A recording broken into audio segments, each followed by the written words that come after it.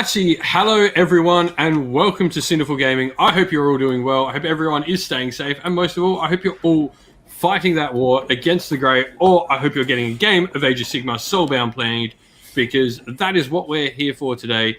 We have our Age of Sigmar Soulbound campaign about to kick off today, and I am joined by three fantastic people who've decided to come along and let me traverse them through the mortal realms. I am joined, first of all, by Mr. Aussie Wargamer himself, Tim. Hello, mate. How are you?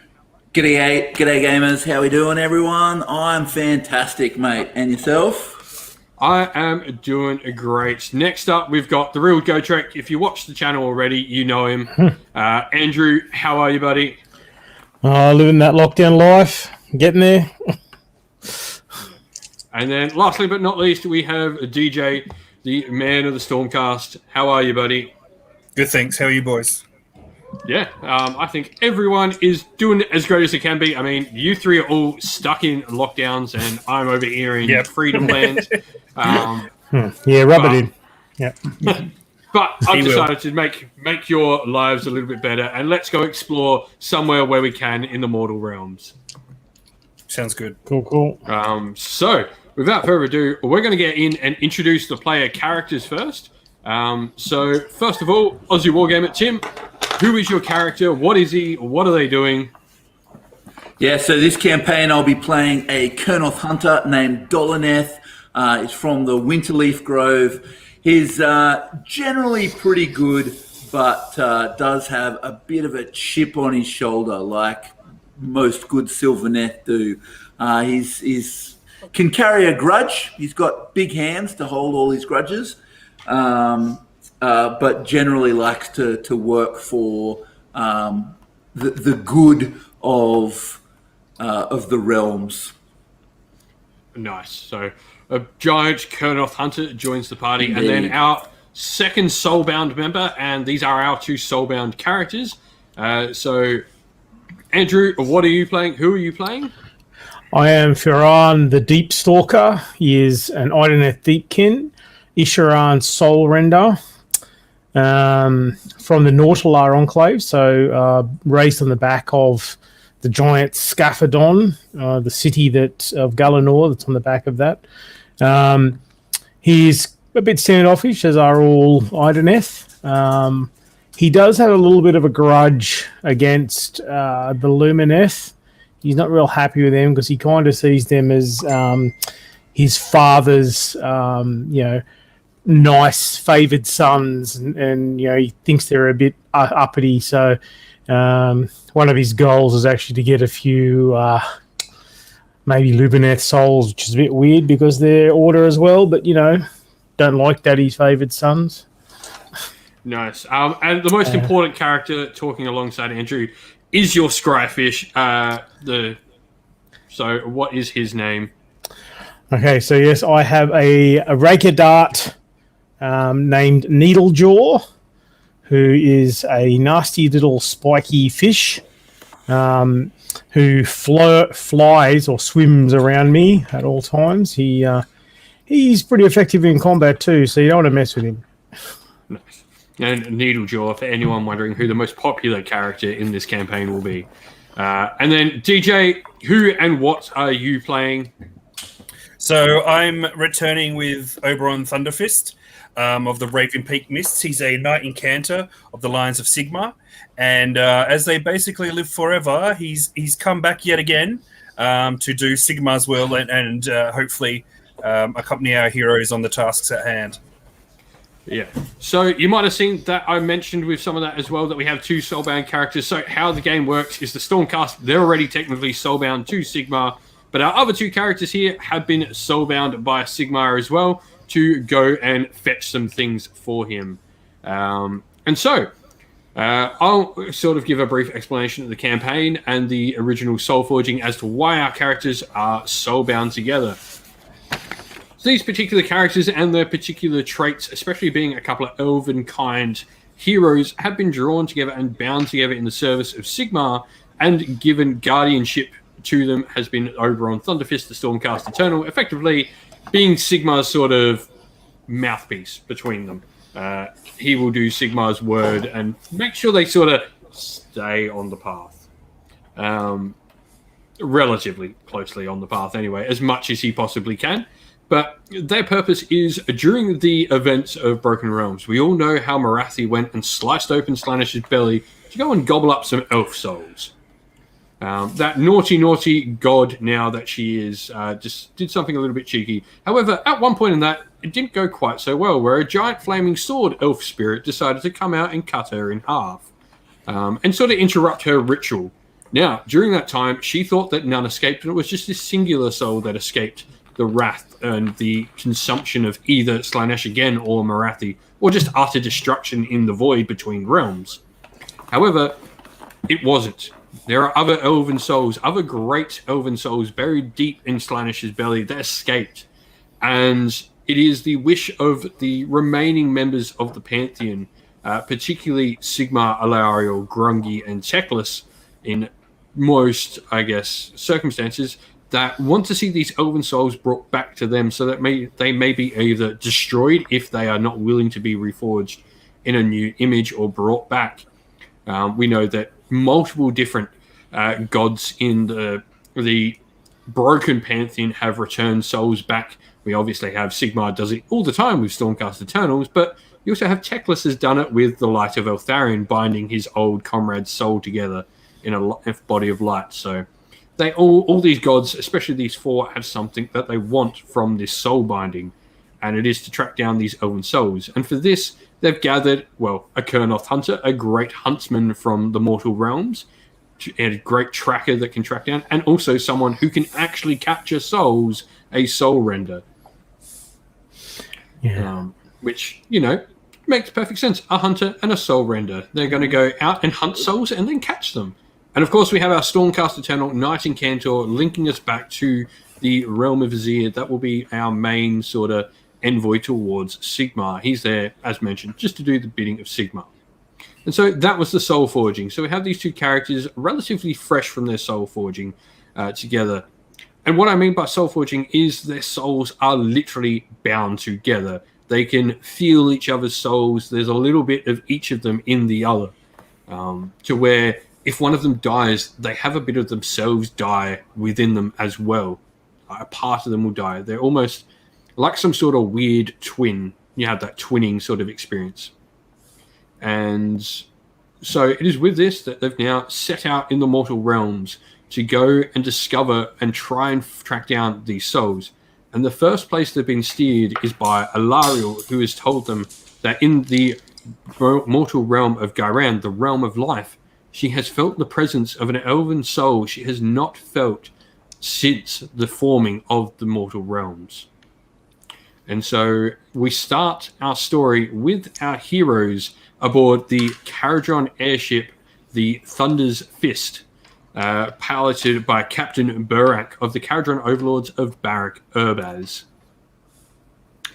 And so as you pop through a realm gate in the middle of an ocean, you can see the sprawling landmass of Gairan in front of you, one of the many continents aboard this airship. She's flying at a relatively low altitude. The breathing apparatuses are not apparent. And you can almost smell the sea air as you're relatively low to the actual ocean itself, flying inland, or flying towards the land rather, aboard this airship.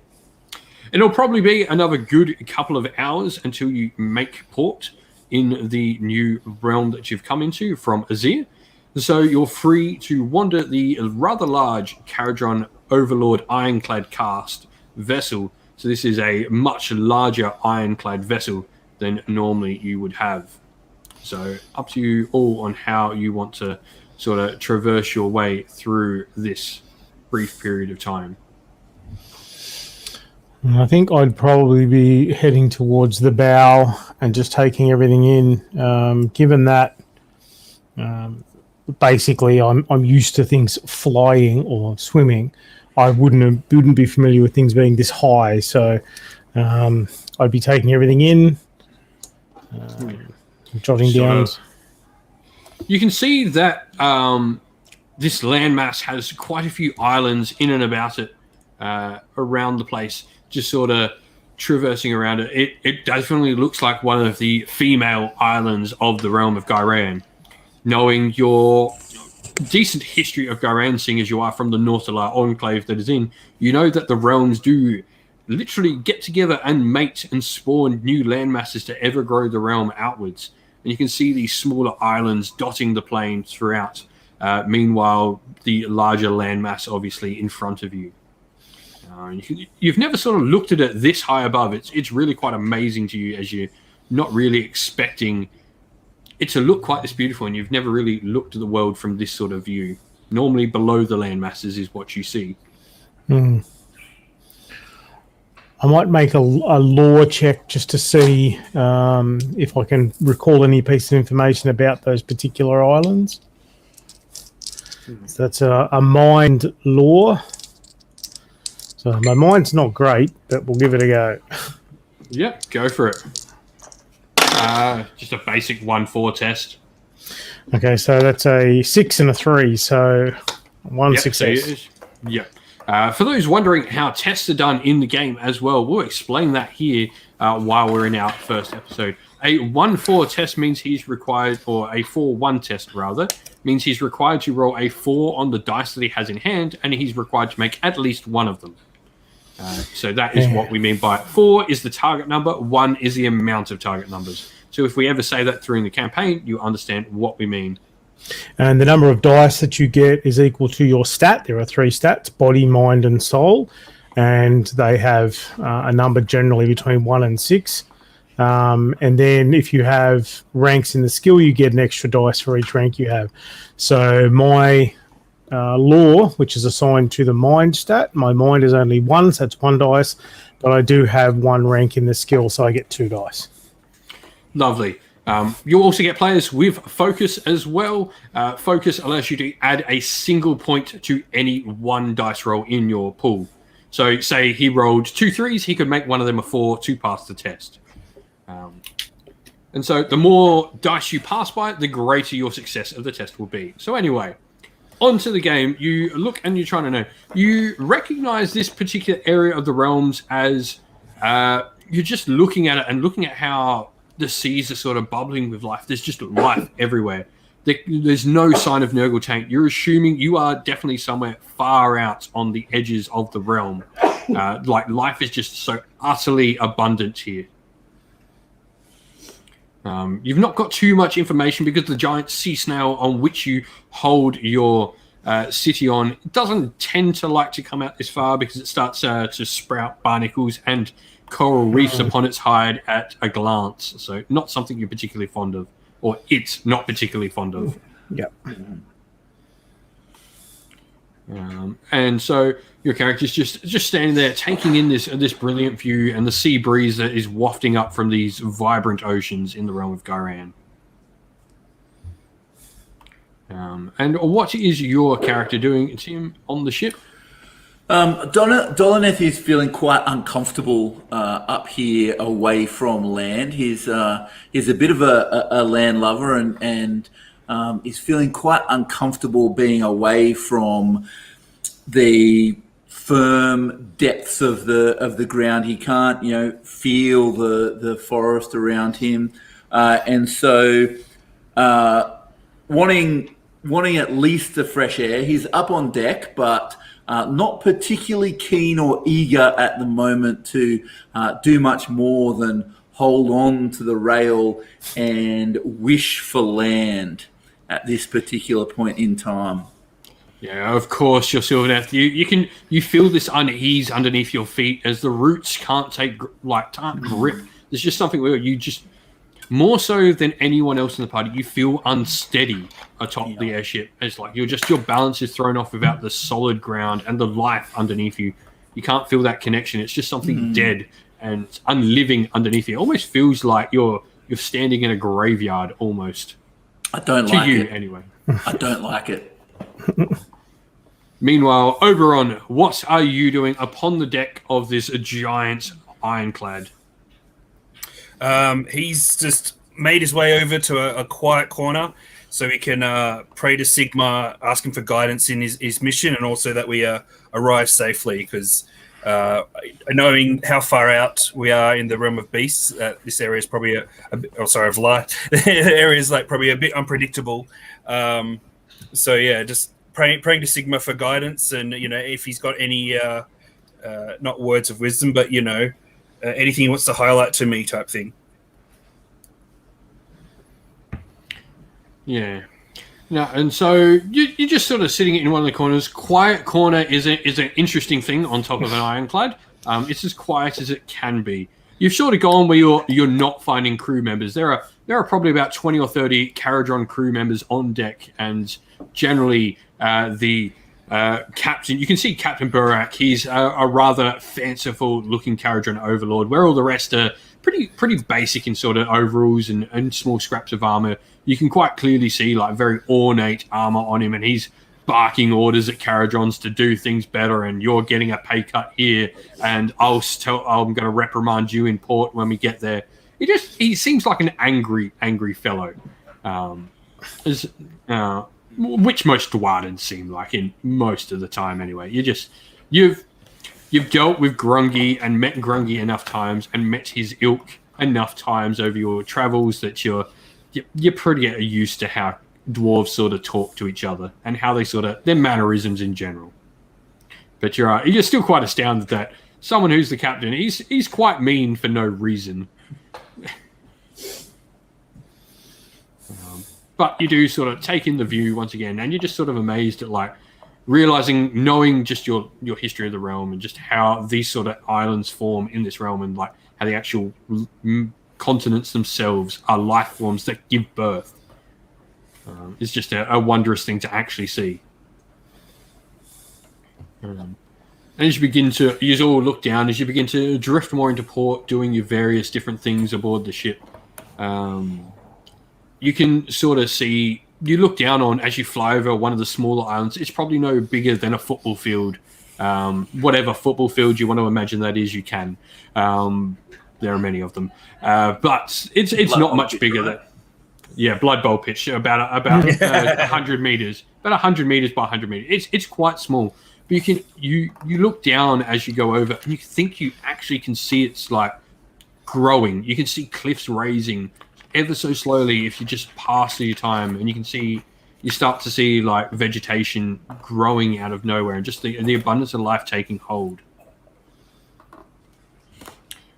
Which is quite wondrous. And as you all sort of just go about your day, taking the air, you can see the airship is starting to increase its altitude again. As you can see, just off the shoreline, there is a mountain just off the shore, and a cliff face, and a mountain that it tops as well. And so this would be your destination for the ship, as you get told. So this is Solstice Harbour. This is a far-out outpost trading port in the part of Gairan. It's mostly known for getting exotic foods and various minerals from its source that come in just such abundance out in this part of the realm, where you might struggle to find like a deposit of gold somewhere in the center of the realm like normal. A deposit of gold out here almost lives, and it explodes into such massive size that this city is extremely wealthy. You can just see like there's gold on the parapets and the basic housing of the city, as everything is just so massive and so over decorated would be the word to describe it. And so you can feel your attitude, and everyone starts to think they need to hold on that little bit longer, that little bit more. You all sort of grip on, everyone does, or just because you can feel the pull is like you start raising up through the air. And so you begin to start your landing process in Solstice Harbour, which all in all takes about an hour. And at that point, you're told to get below deck because beams start swinging and all that sort of stuff. And there's a good another 20 Caradron overlords jump out and start doing all these things on the top of the deck, and you're just told to get out the way, effectively. Up to you whether you want to listen, but Captain Burak is pretty insistent, and you begin getting budged out, sort of hit into by a lot of these Caradron workers as the time goes by as well.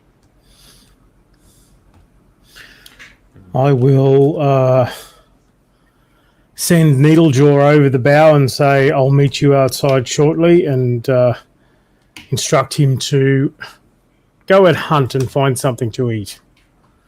Needlejaw, as you do, he sort of just sits in the flicks down into the rocky corals down in the ocean below as you begin to lift up and get ready for your port docking in this giant ironclad. You can see him just sort of swim down into the reefs and go find something. He's a decent size. You see nothing there that's going to threaten him. And knowing your basic knowledge of the realms, there's not much better around than Needlejaw as a hunter in reef sort of fish. He's a pretty dominant predator in that part. Yep.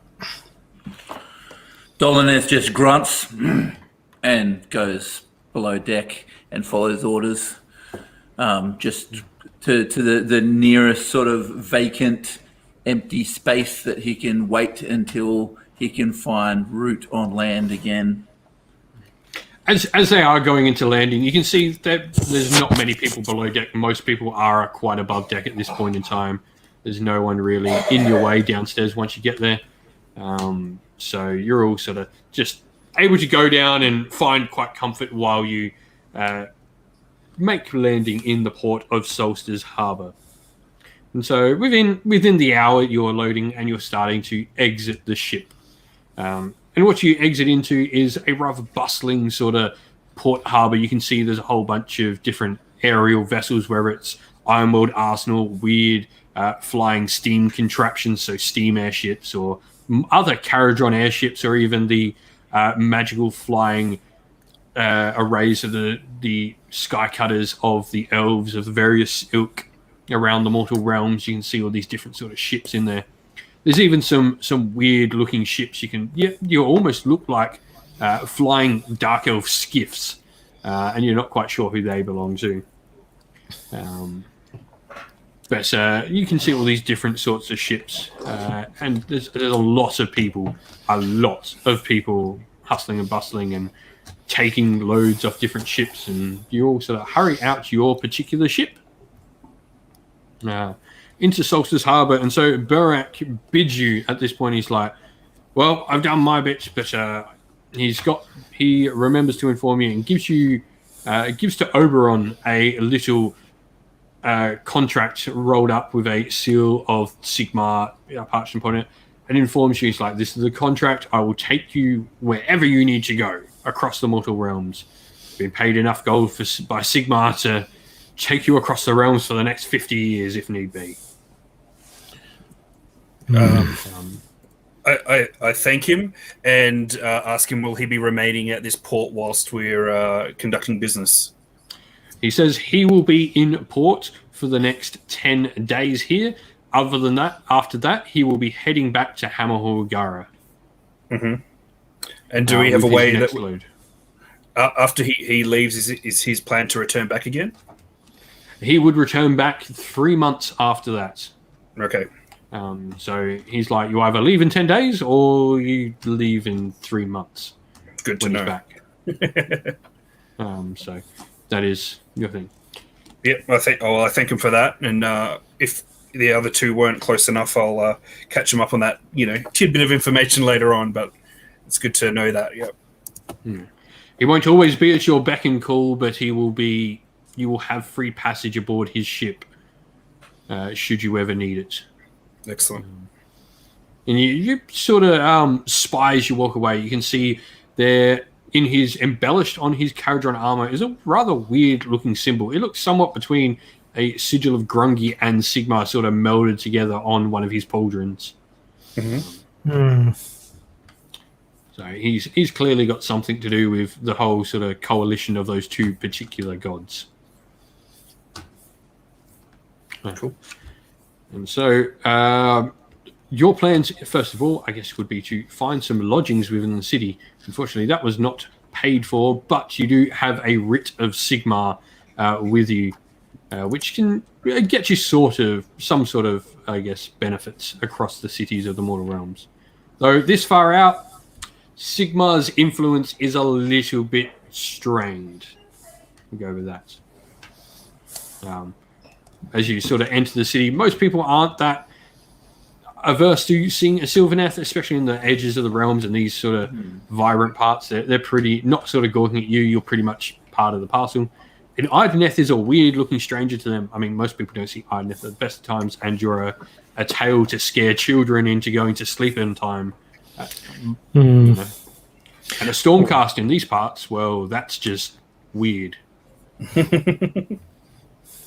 I intimidatingly glare at people that are staring at us as we walk by. You can maybe just even a grunt, like.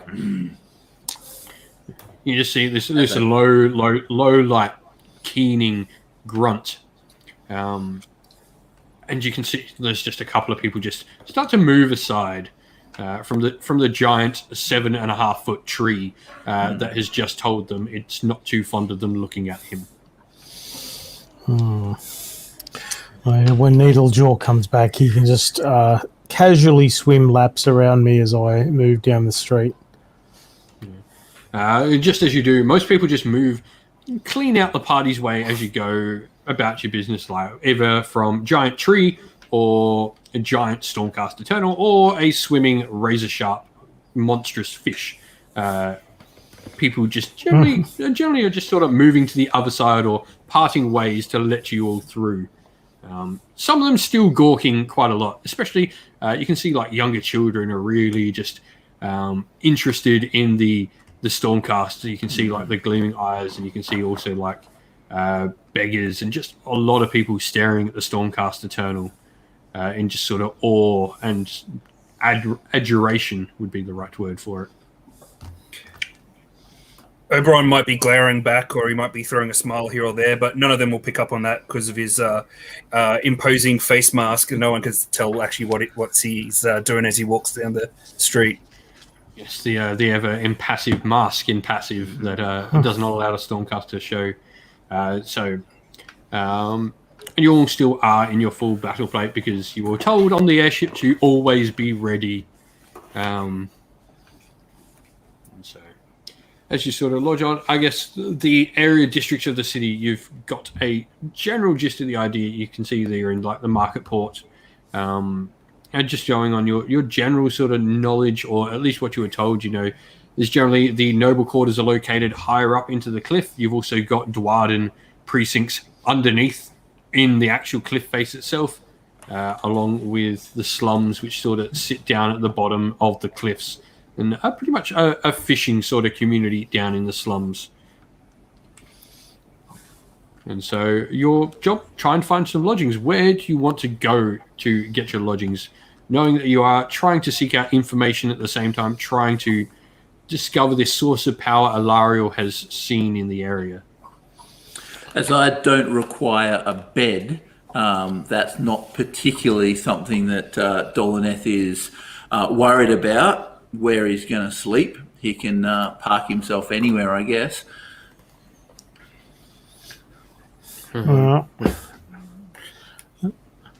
I will make an awareness check to see if I can locate any obvious inns or houses of something like that. Yeah, go a 1-3. As everyone's sort of parted out your way, it's pretty easy for you to get a good bearing of where you are and what's around you. Is awareness soul or mind? Awareness is where are we? Okay, that one doesn't do it. Soul. Soul. Okay. 2-5. So that's one success. So. One success. You can see there's a couple of different inns. One of them doesn't look particularly flashy, so you instantly sort of overlook it. You can see the sign called the Winking Mole Rat, and then you're not particularly fond of that. You can see there's quite a lot of drunks out the front of it. But there's another one. You can see it doesn't sort of have a big sign, just says inn on it. Well, coming from under the water, I would not have much clue as to which is better than the other. So I'll look to my Stormcast friend. The winking mole rat does intrigue me quite heavily. However, it does seem a bit bustling. So maybe we'll do better at the other one, just to have a bit of quiet when we need to, meet or question folk or have a quiet moment to ourselves. And so you go to this inn. It's rather small once you get up to it. Rather thin building, but rather tall. You can see it's built up into a particular part of the higher cliff face leading up into other parts of the city. And you can see it maybe even ends up leading to the other part of the city, sort of as a built around a stairway almost. And you realize this as you go inside. There's a giant staircase that leads up, and it's sort of built onto a staircase, this weird-looking inn. But you see a sign, and it's called the Fauna's Family Inn as you get there. And as you are greeted at the door by a old lady, she introduces herself as Mrs. Fauna.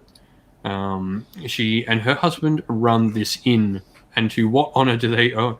You can just see she wasn't quite looking at you at first, and then sort of sees the gleaming purple and gold of a Stormcast Eternal's armor, and just drops to her knees in sort of reverence to you, greeting you again as my lord. To what do we owe this pleasure? I'll reach a hand out towards her and say, "Stand, good citizen." She almost like just shaking takes your hand. This, I wouldn't say ancient. She's old but not ancient. This lady, and you can see the man you're assuming at this point is probably Mr. Fauna, the only other man in the inn, comes around a corner, and he just the same thing. He's just, I guess, godstruck would be the word to put it.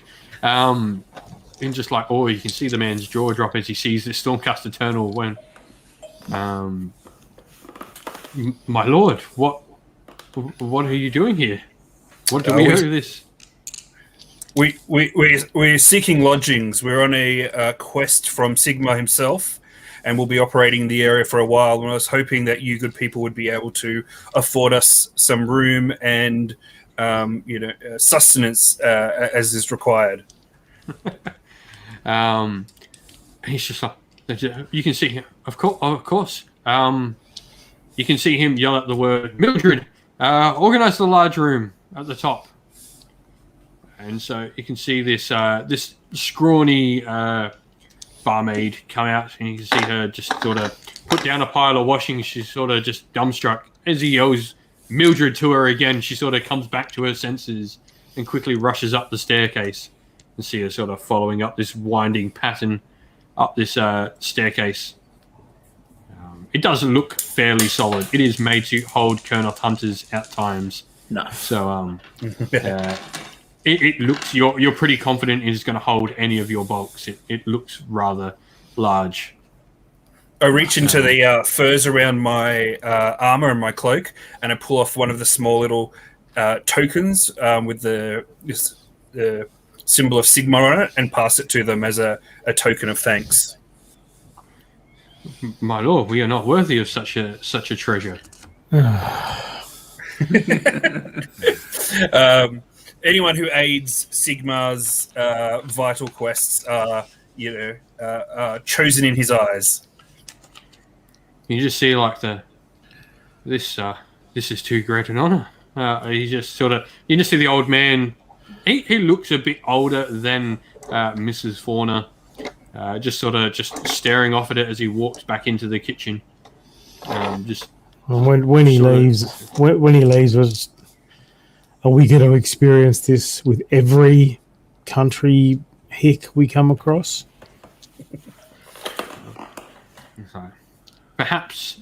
And you do sort of realize, like, Oberon knows to himself, he's like, it's because these people just don't know. Yeah. Like, a Stormcast Eternal to them is a thing of myth and legend. Stormcast aren't seen in the sort of vibrant parts of the realms.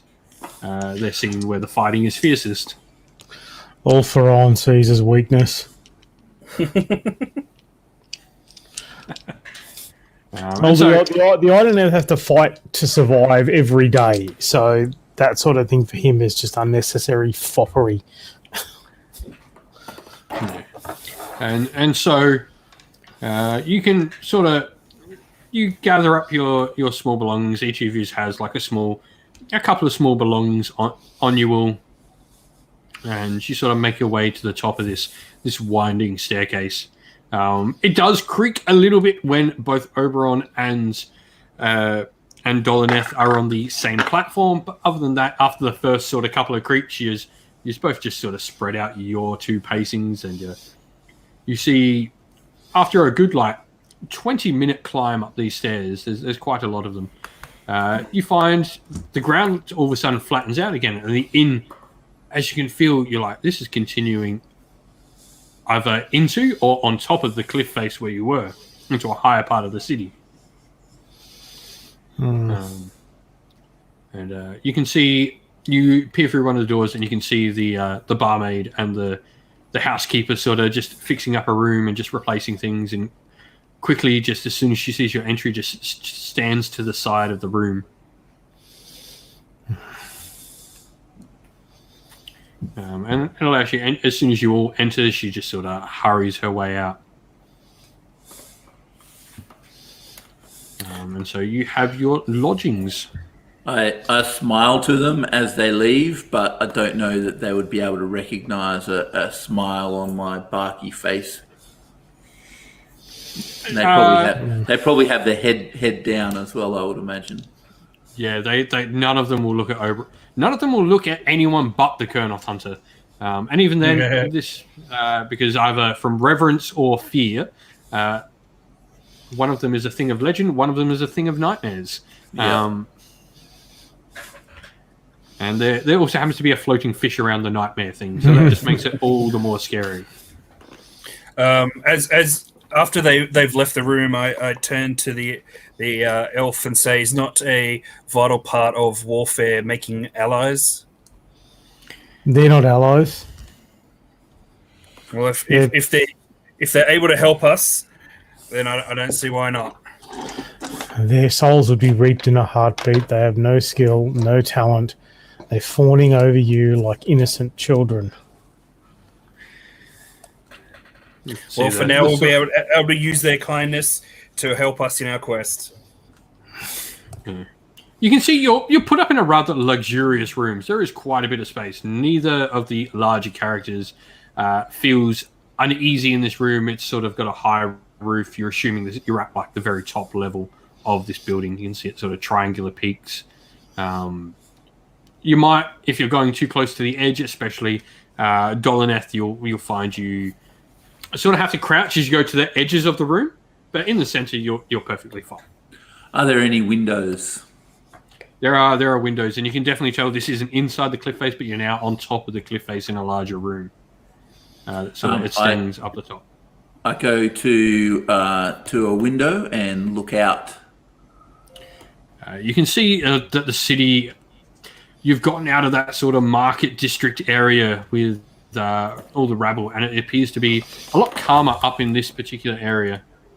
And so you can see the people in this particular area looking out, they're dressed in much more finer clothes. Everything's sort of a lot calmer. There's horse-drawn carriages, and yes, horses exist. And even some Tatakan-drawn carriages as well, for those who don't know what a Tatakan is. It is a giant, almost horse-like beetle. I think Alariel's beetle, but on a horse level. Sweet. And you can see them pulling around some carts and horses as well, some elven steeds, and just a few other different creatures as well. You can see griffhounds wandering around the streets. Looking beyond the city, can I see any forest or anything like that, or is it too dark? No, you can definitely see, like, as you start to look down through one of the windows that shoots down over the docking area of the city, you can see outside of the city's walls, which is sort of, the city is almost confined in like a crenellation within a cliff face on a mountain, sort of like just natural barriers for it.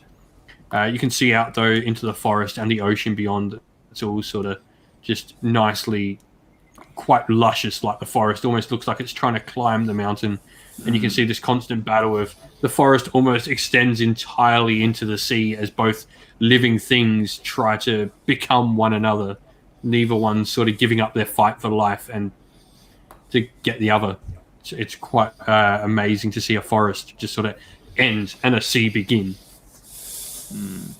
I reach out, maybe with my soul, to see if I can feel the forest. The forest is most definitely alive, and Theron, you feel like a little bit of yourself is reaching out as he does this as well. You feel like something just touches your soul. This busy, lively, young, vibrant sort of energy from the forest. It's not like the forest you're sort of used to that are much more wizened and old. This is something that feels hopeful and excited to experience life, rather than the sort of weary, war-hardened forest you're used to feeling in the more centralized parts of the realm that have been at least touched by the armies of darkness. I take a moment just to absorb all that in and be with the forest for a moment or two before we get back to business. And as he does, Pharaon, you feel this. It's almost like 100 people are talking in your head, but ever so softly. It's like a little buzzing in the back of your head. Yeah, I'd be relatively familiar with that sort of thing up by now, I would think, and I'll tolerate it because he is, after all, one of the elven sub-races that I respect. Yeah, you can just sort of you have this presence, like when he communes with the forest, he's doing it, which is an interesting thing. But from there, you've got your lodgings now, and so you unpack some of your things, and you find pretty soon you can feel something coming, and out from one of the windows, this vibrant blue bird, which Oberon immediately recognizes as an Aetherwing, comes in with a little letter attached to its leg. I proffer my arm out to it, hoping it'll land on my arm, making it a bit easier to remove its letter. And as you do, you can find the Aetherwing just lands on your arm quite gently, and just sort of taps its beak on your pauldron. I give it a small pat, as saying thank you, well done, and I take the message from it and open it and go to read it to the team. You can see the letter is signed from Knight Arcanum, Bastion of the Lions of Sigmar. He has informed you that he has a study partner that he has long since missed, but may be of some use to you within the city. He tells you to seek out the mage Caleron in the more wealthy districts of the city you are currently in, who may be able to give you some help into the magical disturbances in the area and point you in somewhat the right direction. Cool.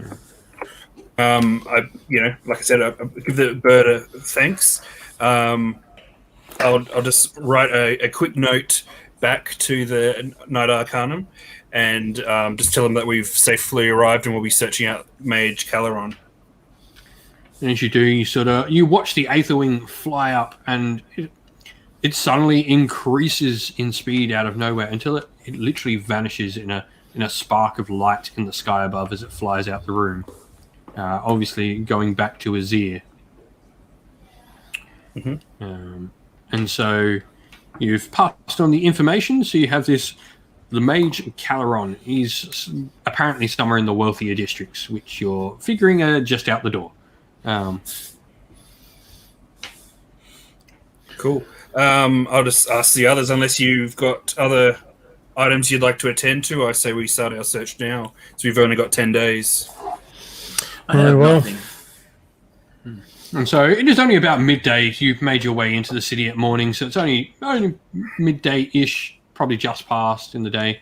And you exit up the upper floors of the city. You can see the housekeeper Mildred just sort of bows her head as you exit. And you can see you don't need a key, as the barmaid will make sure you've got one open. She sort of says, "I'll be here waiting for your return, my lords." Just nod thanks to her. Yep. Roll my eyes behind my helm. As you do, you almost, as he does, you almost think you see Needlejaw do the same thing. Yeah. That sort of bond between the two of them is quite strong. It's weird. You think you see a fish roll its eyes and say to the master. Needlejaw has been with you for many years. He is your longest serving ever of your companions. You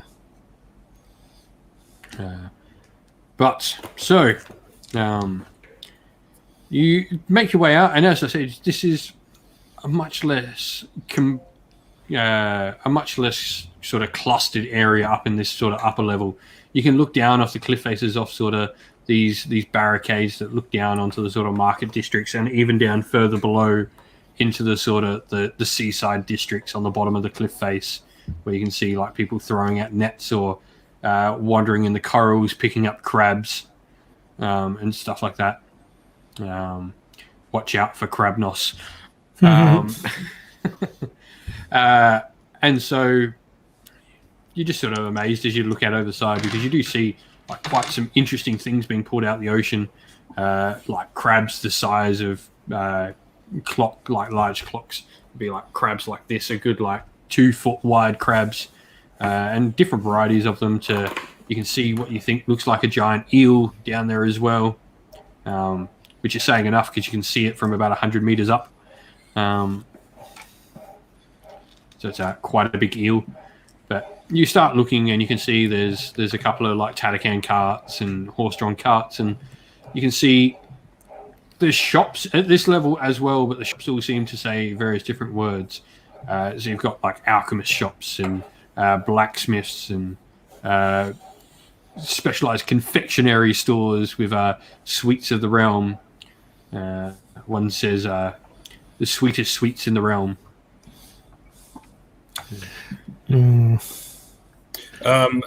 They're thinking aloud. Oberon says to his companions, maybe the alchemist be a place to start, because if the mage is active in this area, he very likely needs to buy supplies from time to time. Worth a shot. And so you go into the first alchemist sort of store you do.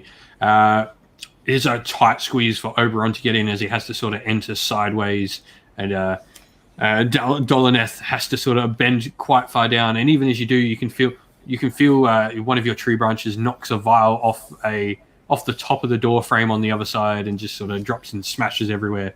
Luckily, it was empty, but one of your tree branches on your head just sort of, you bend down, get through the door, and as you stand up, it's just sort of gone dunk, clean off. And at this point, you can see the shopkeeper instantly looks at you. He looks like he was going to yell, but all of a sudden just sees, I guess, what you are, and just sort of keeps his mouth shut and sort of changes from a frown to a rather forced smile into, to what do I owe this pleasure, my lords? I do apologize. That was my mistake.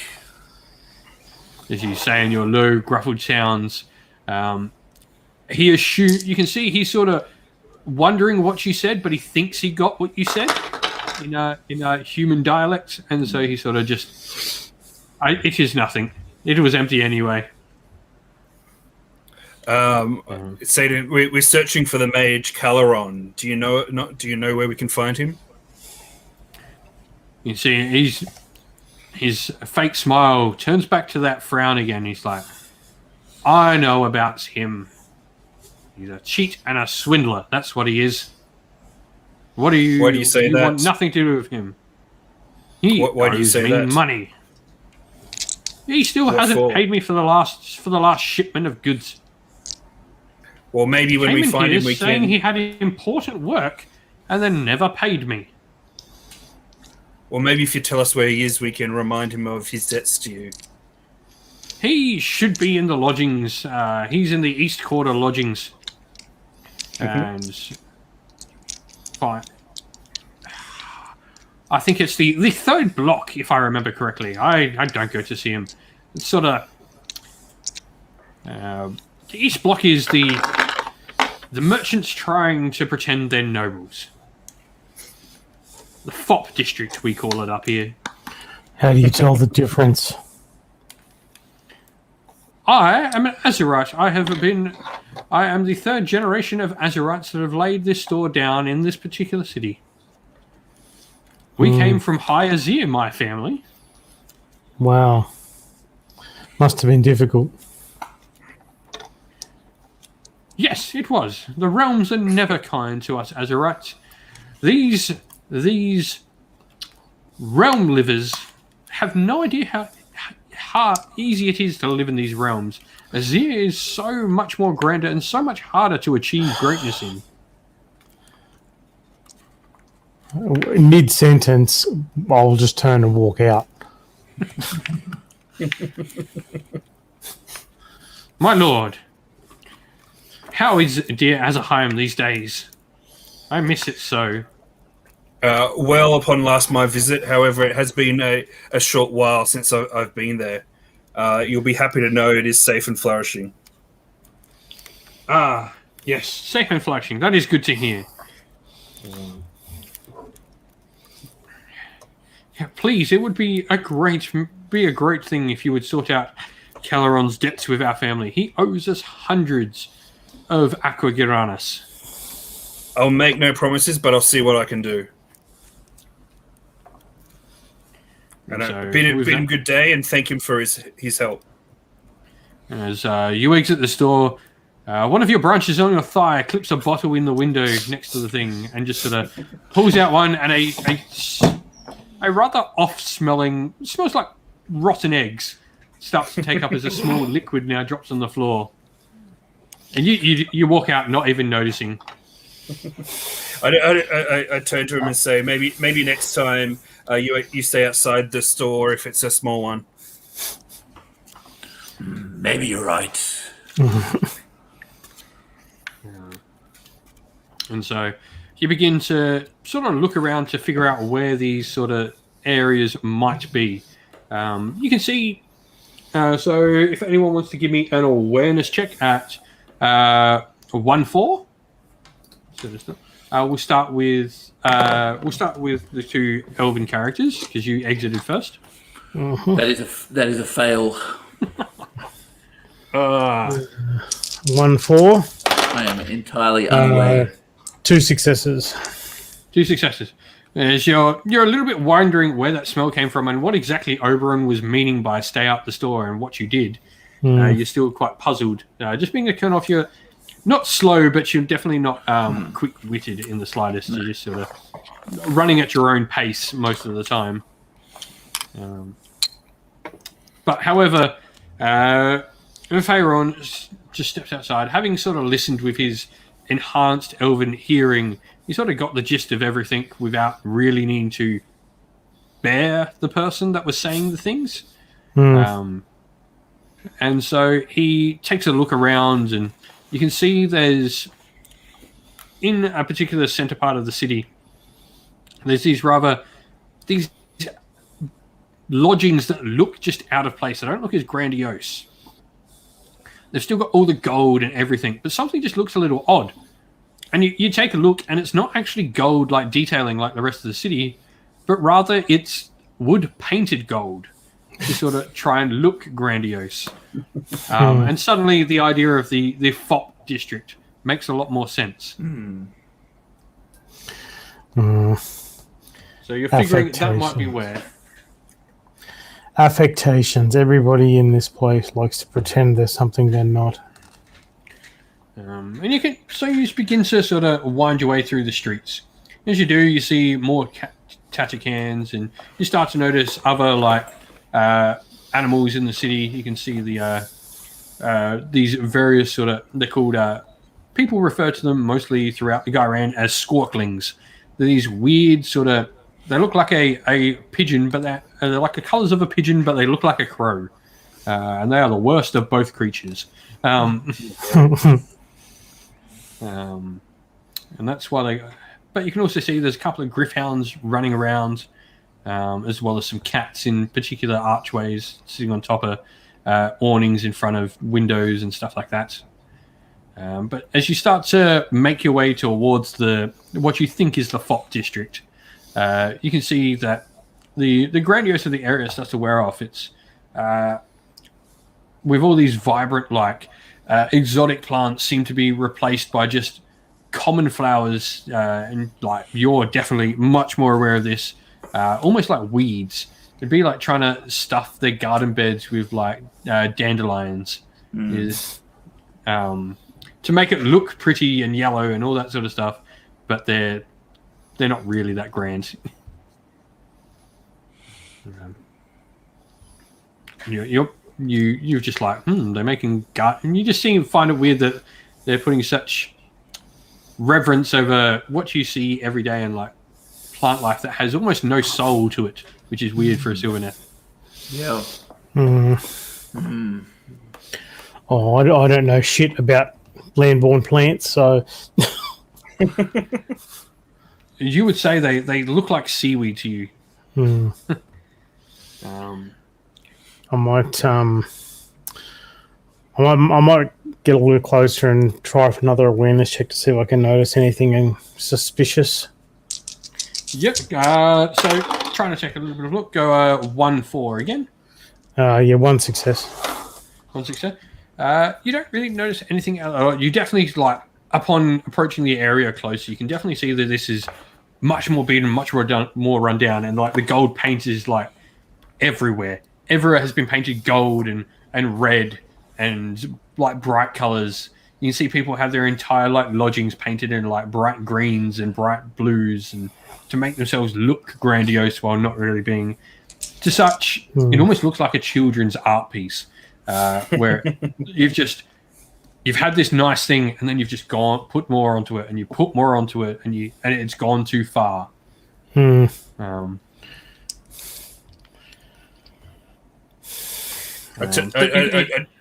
I just lean to the elf and say they should have just used too thin coats. Ba-boom.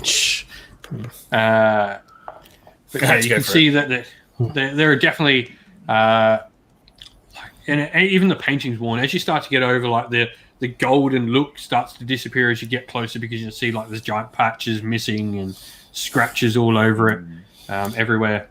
It's not particularly neat or well done. You can see where they try to do an archway in gold and it splashes out with all these weird strokes out into the middle of the blue from the rest of the building. Is this the place we have to go to find this person? You're pretty sure it is. You can start to see just how the person described the area. It looks like the part. Nothing else in your particular vicinity when you're looking looks anything like this. Well, just stride in. Yeah, my barky brow is furrowed, but in we go. And so you just sort of open up the door to this rather large lot of lodgings, and inside you, as the Dolaneth enters first, you just sort of open the door, and all of a sudden you have these 5 people within the lodgings just sort of jump, and their cards that they were holding fly out their hands, and they go, "We weren't gambling, sir." And you just see them all drop, and one of them's trying to quickly shuffle coins into his backpack and just tries to leave. We're not the watch, you fools. You just see them all sort of dumbfounded and abstract. You're not the watch, but you have a oh my god, it's a Stormcast. Just see them all sort of dumbstruck. They're not quite sure how to react. And they're like, "What are you then?" says one of the 5 men piping up. A rather scrawny-looking young fellow. I say we are looking for a mage in this area. His name's Caleron. you able to point him out to us? Caleron doesn't live here, sir. Caleron lives in the third doors, in the third building. He's the only one in the lodgings. He refuses to share with others. How long has he been here for? He's not here for a bit. He hasn't been here for some time. We see debt collectors going to his lodgings all the time, and leaving empty-handed. I just say, sorry. Caleron has lived in the area for as long as I can remember, says the young man. He probably wouldn't be much more than 18 summers old. I just say to him, if you can come with us and point out his door directly, I'm sure there's no need for the watch to know what was happening in here. He just looks around at his fellows, and they all sort of nod quite agreeingly, of like, you're going. And so one of them just sort of pushes up the young fellow and just shoves him towards you. I just give the others remaining there a nod and say, gentlemen, and walk out the building with this our new young guide with us. And so he just sort of takes you around a corner, and then you can see there's another terribly painted building. This one though, it's got like all these weird symbols on the outside. You sort of stare at them for a little bit, Oberon, and then you recognize them as like the symbols for Akshi, Haish, Gairan, and the magical symbols you're taught in the colleges. I have the witch sight talent, so if there's any magical auras or anything like that going on around here, I see it. There is nothing magical about any of these signs. They're just painted on to make himself look flashy, you would assume, to show that he is a wizard. Or, well, thinks he you're is. You're assuming he's a wizard. You know, Arcanum said he was, so he's got to have something. Well, you'd think that. All right. I thank the young lad for his assistance and tell him to be on his way. All right. So he just sort of scurries back off around the corner again, and just so you sort of try and push the door open, and it takes a little bit more force, but Oberon, you really don't have much thing, but it wasn't the sort of ease you're expecting of opening a wooden door. And you can hear the scraping on the other side. And as you enter, you can see the lodgings is an absolute mess. Tables are flipped, bottles are cracked and spilt all over the floor, pieces of paper are thrown everywhere. What looks to be a cupboard is tipped over, and its contents, clothes and everything tipped all over the floor. It looks like someone's ransacked the place. I was fearing this. Make our way through, I guess, and first of all see if we can find him, or his body under the rubble. And so you do the basic things of, first of all, you stand around the other side and you can see it's a decent sized coffee table, sort of flipped over behind the door. And so you just sort of pick that up and move that out of the way so the others can enter behind you. The ceiling is rather high, but it is a 2-story lodgings. You're not quite sure whether the upper stairs, they look pretty rickety, will actually hold the heavier set members of the party. You can already feel like the wooden floorboards on this, they give a little bit to our 2 larger characters. Wait here, and I'll go up the stairs. And so the two on the bottom floor, you just begin like picking up the cupboard to try and see, and just just sort of pushing stuff to the side of the room and sorting through. We'll come back to you 2 with an awareness check in a sec, but first of all, we'll go with Pharaon. So, Pharaon, you take the stairs and you feel them ricketing under your feet, so you are definitely sure that the right call was to not allow the others to step on them. As you feel them not bowing or anything, but definitely they're not stable, even for you. Yeah. And, well, I'm wearing heavy armor, so.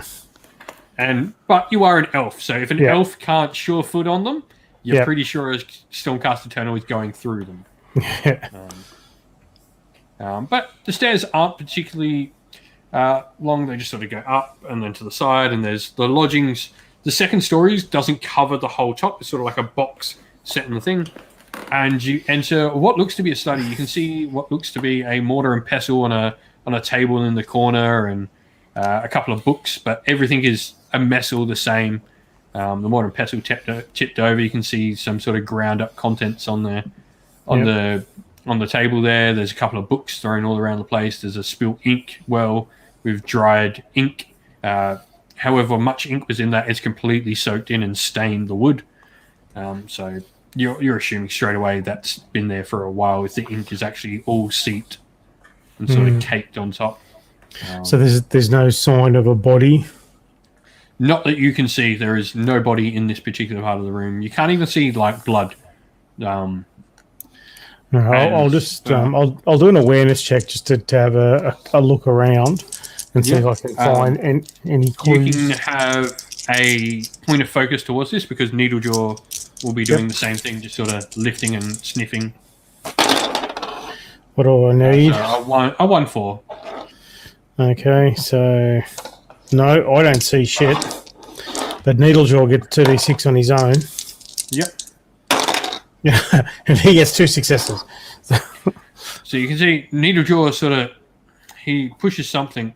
You can see him just sort of edging towards the corner of the room. And just sort of, he does his general, he floats around in a circle when he's found something for you. Okay, or when he's trying to get your attention. Yeah, so he indicates like a hunting dog would. And I'll head over there and see what he's found. You can see that what appears to be, you can't see it quite at first, but then Needlejaw makes you aware, you can see what appears to be the tip of a finger. That'd be why he found it. I will bend down and have a closer look. It is definitely of something either elvish or human, probably more human. It's stubby, but not too stubby to be a dwarf, and definitely not fair enough to be an elf. If this is an elf, it's an Alarith Stone Guards. I guess what sort of check would that be?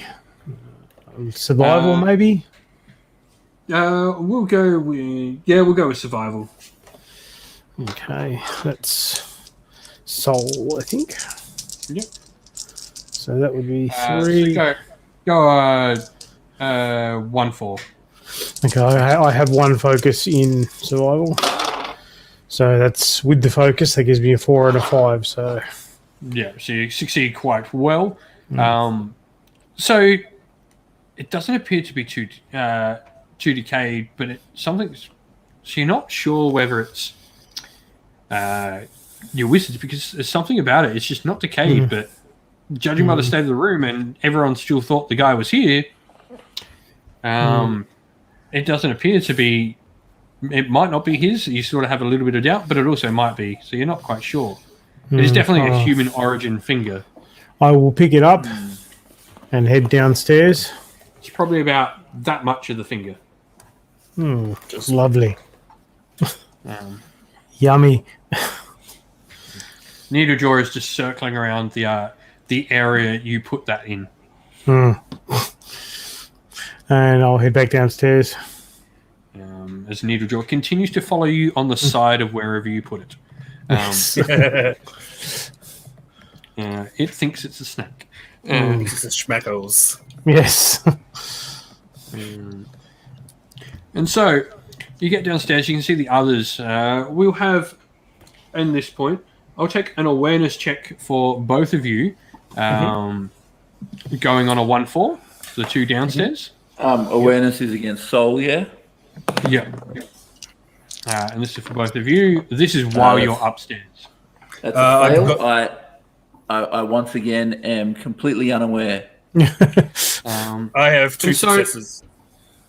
You're completely fine. However, the thing with this is Dolaneth steps into the corner of the room and he feels his foot sink. And a rug just sort of slips through and you can see this hole in the ground. Ow! It's rather deep, and you have to sort of catch yourself on the sides of the wall. Yeah. As it just sort of descends. you're not quite sure how far. I try and tug my foot out of the hole. Your foot comes out quite clean, like you didn't even touch your bottom. If it weren't for your roots and your foot, you might have fallen quite a while. And yeah, I have a look down the hole and see what I can see.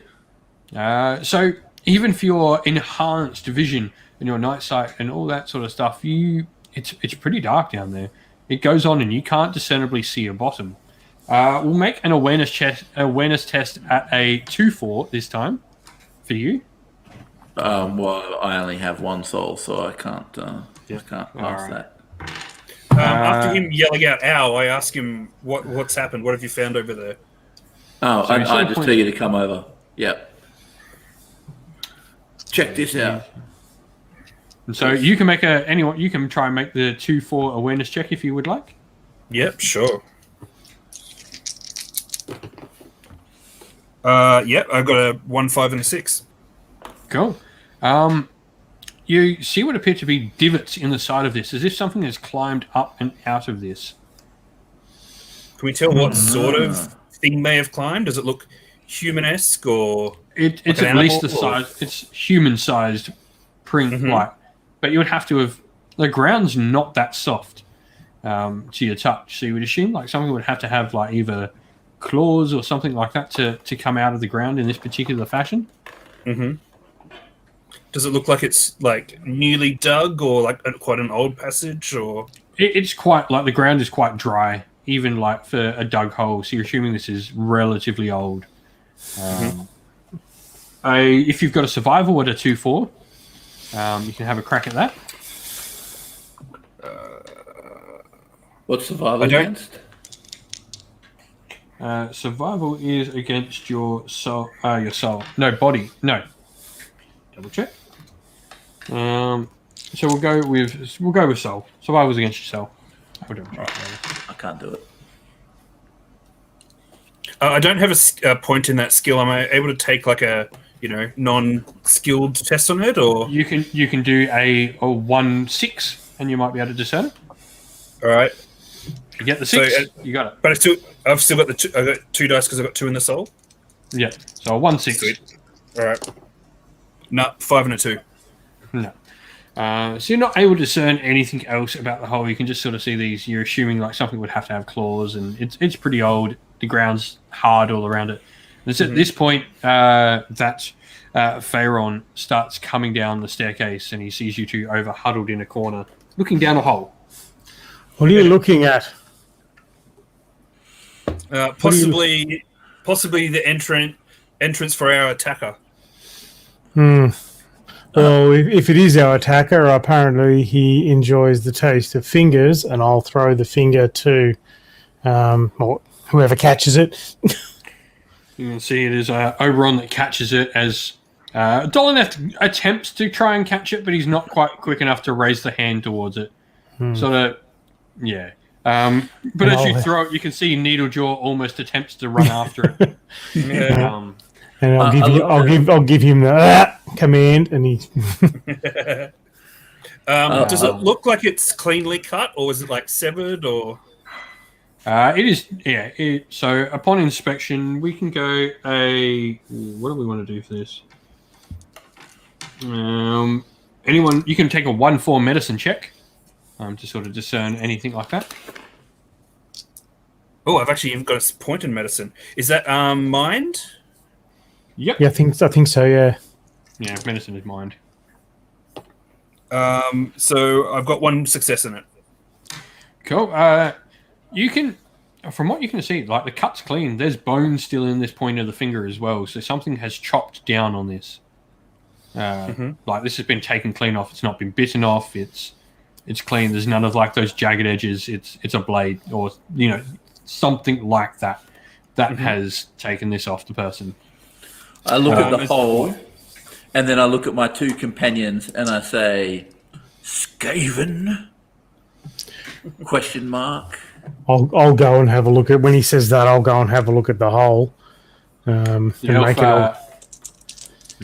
awareness. they point out what they already know. They like point out that it's quite dry, so it's old.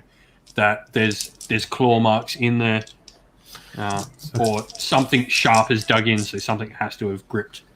So, what do you want awareness? 2-4. Oh, 566. I see everything. All right. Cool. So upon inspection, you can see something like glimmering down.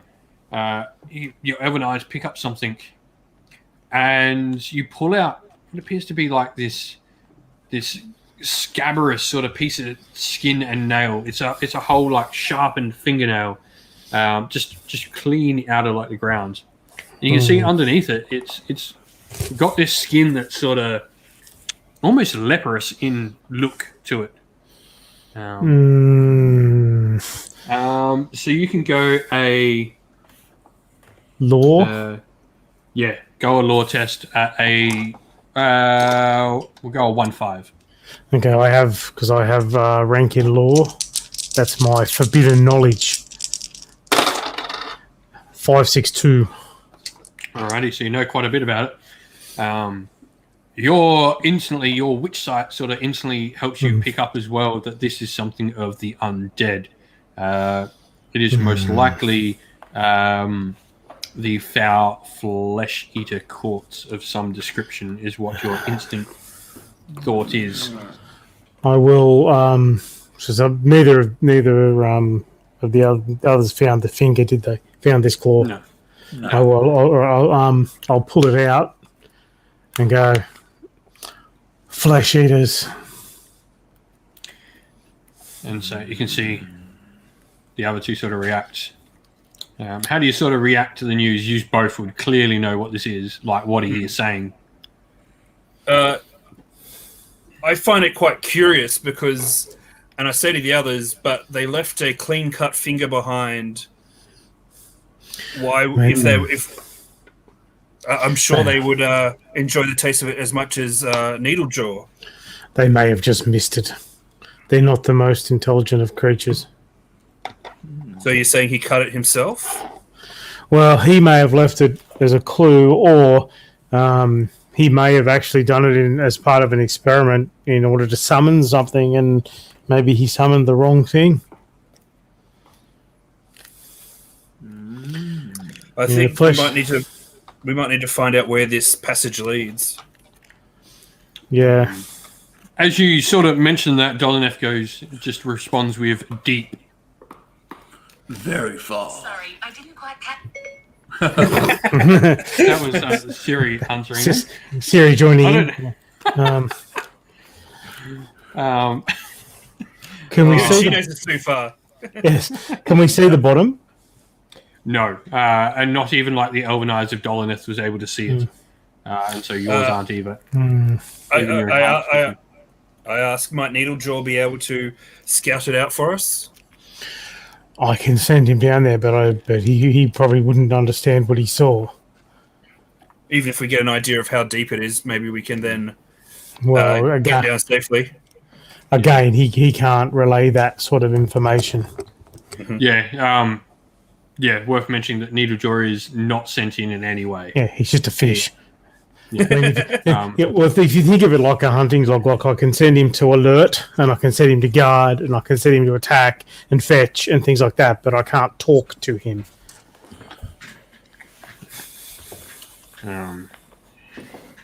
Like he's pretty smart for a fish, but he's still around. But he's still that's right. He's still a fish. That's right. Yeah. I'm thinking possibly I'll teleport down to be able to check it out, but I'm not sure then how we'll get the other two. Well, I can take one of them down with me, but the problem is you have to be able to see where you're going with that. Do you? Okay. You need, or you need to at least know there's a bottom, or you can end up half in a wall. Is it straight down or is it on an angle? It is on an angle. Okay. A rather not a almost. It might as well be straight down. It's not a fun angle. It's also way too small for even you in your heavy armor. That's what I was going to say. Like, how big is it? And because we've got a Dolan who's a 7-foot tree. So none of these are fitting down. You would probably be able to fit down. There would be every chance you get stuck though as well, and you'd be going down naked. Well, we won't be doing that. Well, clearly the person we've come to find is not here. We have another mystery before us, and we don't have a lot of time. When we were tidying up downstairs, were you able to find any books or tomes or items that would like confirm that he's actually a legit mage rather than just like a charlatan or a poser? So like you all sort of have that conversation amongst yourselves, and Faeron is able to say like there was like an alchemist table. It clearly looked, and there was like inks, like he was clearly writing stuff. It clearly looked like he was practicing alchemy upstairs. But can I see anything of the weave with my witch sight? You can see like faint sort of powers around the place. There's nothing of his actual power because he is not here. But you can see sort of the alchemist table has like an ever so tinty glow. He certainly was doing something there. Mm-hmm. Okay. But he's not. He wasn't giving off the sort of glow that Oberon's giving off. Yeah, he's not sort of that beacon that Oberon is. He definitely has magical powers, but nowhere near the extent of he probably has the extent of magical power, maybe slightly above your own. Right. Where you have witch sight, he's probably got witch sight plus the ability to make a potion. Yeah. Mage might be a stretch. Alchemist, probably a better description, is what you're sort of seeing. Okay. And you can see through the tomes, like the books he's got, a lot of it is alchemy based. This sort of adds to, he owes money to an alchemist. Yeah. The question then remains, what would the flesh eaters want with him? Unless he's tried to raise someone or something with his alchemy and summoned the wrong thing, or someone has, alerted he stole from them, or if he's half as big a fraud as this whole town, it wouldn't surprise me. Also, what's he doing with a giant tunnel under his house that he doesn't know about, theoretically? Well, I suspect the flesh eaters have clawed their way in here by the look of it.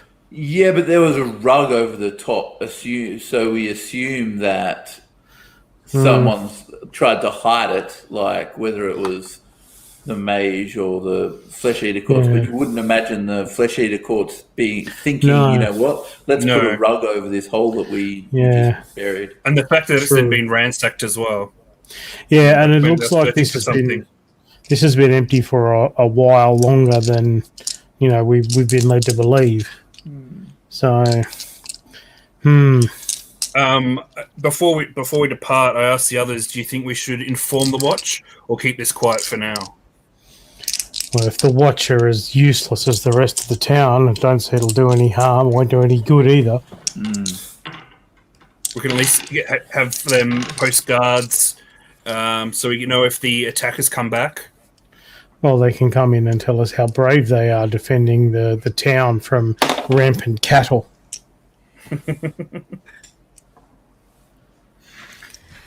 And so you just sort of look through like the last little things, just trying to dig up a couple more clues or some help, and you're really just finding like he probably was an alchemist. He owes money to an alchemist. You can see like the faint source of alchemical power on his alchemy table, and then all the books that you can find, like all these either ones he's written. You can see like up in the uppermost floor, he had a couple of his own written books. They're all alchemy based. Everything sort of suggests alchemy as this particular person's or wizard's professional part. I say to the other two, I have a chance to call on Sigmar's favor and ask for a prophecy. I'm thinking either asking him whether Caleron still lives or if he's still in the city. What do you think? Well, maybe can we not ask your god for the location of the man? We can, but we won't know whether he's live or dead, or if he moves. Obviously, after he tells us his location, if he moves, then we won't be able to find him. Also, worth mentioning at this point, you will get very vague answers. If you ask where he is, it'll say Gairan. Harbour. It'll tell you he is in the outer reaches of Gairan. So just be aware that is how your answers work with that particular power. They are not. No, that's fair. But we could say, if we ask, is he still in the city or is he alive or dead? Would we get yes, no's to that? Yeah. So that is effectively what you're trying to get down. Is you may get an answer when you ask something like that. Let's say, for instance, just to explain to people watching for the game, like with that particular power, you'll get yes, no is effectively what you want to try and stem it down to, because you'll get the clearest answer from any of that. If there can be an answer that is not yes, no, you will get something very vague. Yeah. Very much the monkey paw wishes is effectively that spell. Otherwise, we could find out if the finger's his, but I think that does us less good than finding out if he's still in the city or not, or alive or dead. Yeah, alive or dead is really irrelevant at this point. I mean, if we can't find him, It doesn't matter if he's alive. that's right. So maybe is he in the city would be the closest. All right, sounds good. So I'll cast that. Where? Let me just find it. Sorry, it's 5-1. Oh, I don't even need to roll the rest of them yet. I've got a 5 and 2 6s, and I've still got 2 more dice. So I can always roll the extras if you need. Not the extras are 2 and a 1, but yeah, still enough to pass. All it answers with. I ask, is he still in the city? And you get this sort of voice in the back of your head. No one else can hear this, just you. He is close. I relay that on to the other two. I say it may be the finger, if that's his throwing off the prophecy, or it may just be as it seems. He may still be close by. Well, if the finger's all that's left of him. True. Well, we don't have any evidence that the finger is all that's left of him. There's no remains. There's,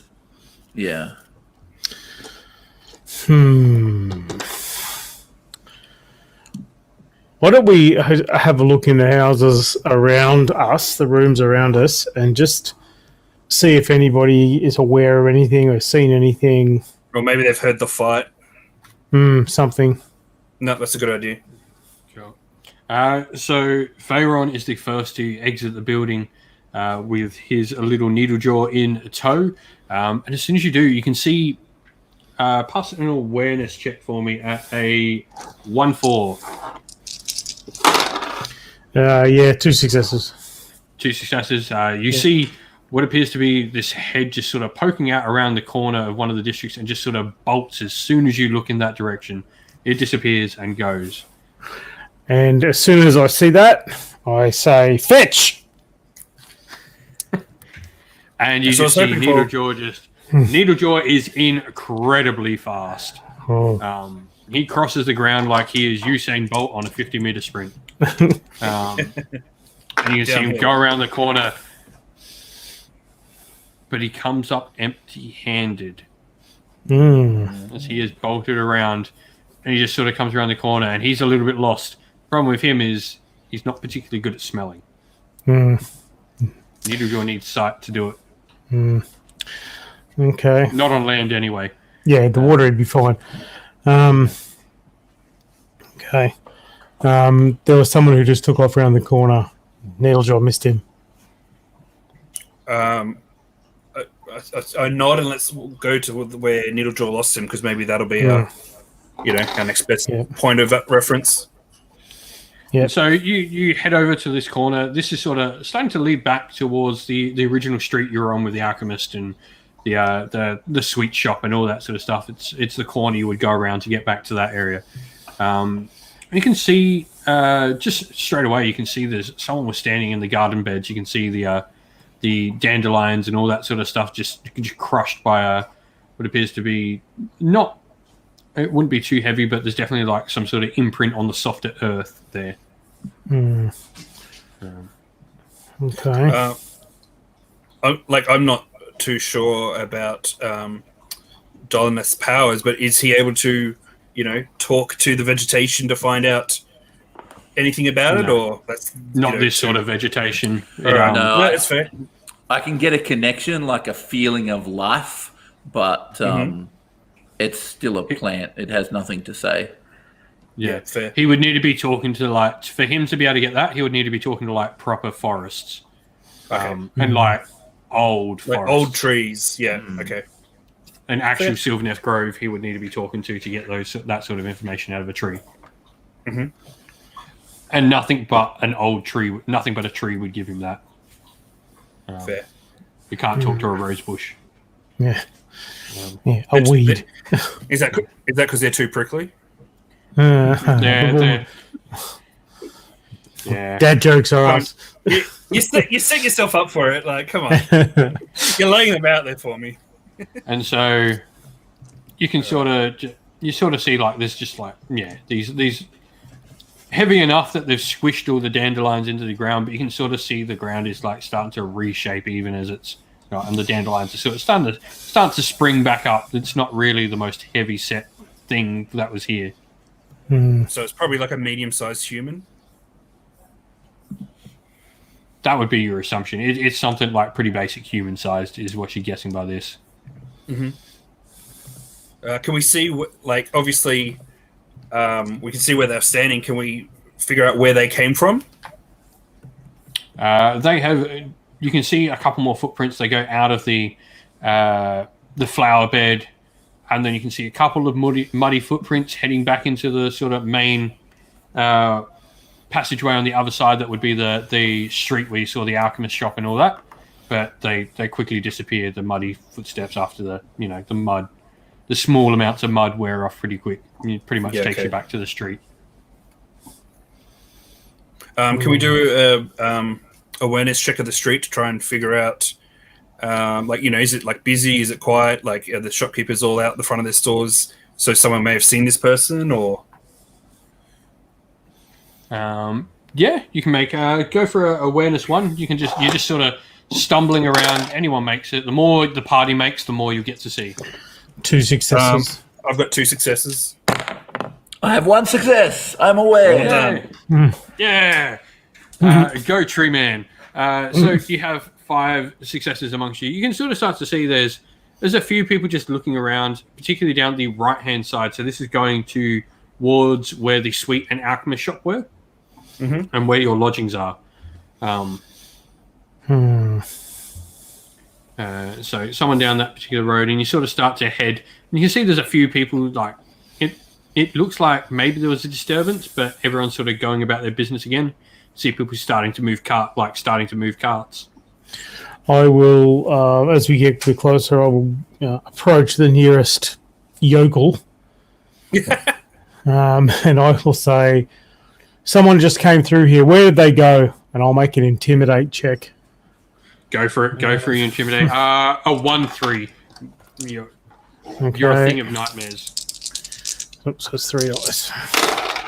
Oh, 4, 5, 6. Yeah. So this poor we'll go with Noble. Pulling his Tatakan led cart. He is just like, oh dear God, this thing of nightmares is asking me, and you just see he's like, he ran down that way and just sort of points down the alley near the alchemist. If you're lying, I'll come back. I'm not lying. You can see he can't get that Tatakan started quick enough. He's in utter fear. And I head down that direction. Cool. And so you all sort of head. The first thing you notice is the alchemist shop's closed. And so it's only late mid-afternoon, so it's only about 3 past Sigmar's Grace's rise, 3 past High Issue's rise. That's suspicious. Maybe you should have smashed more of his shop. You can see he instantly raises his scythe towards the shop. I'm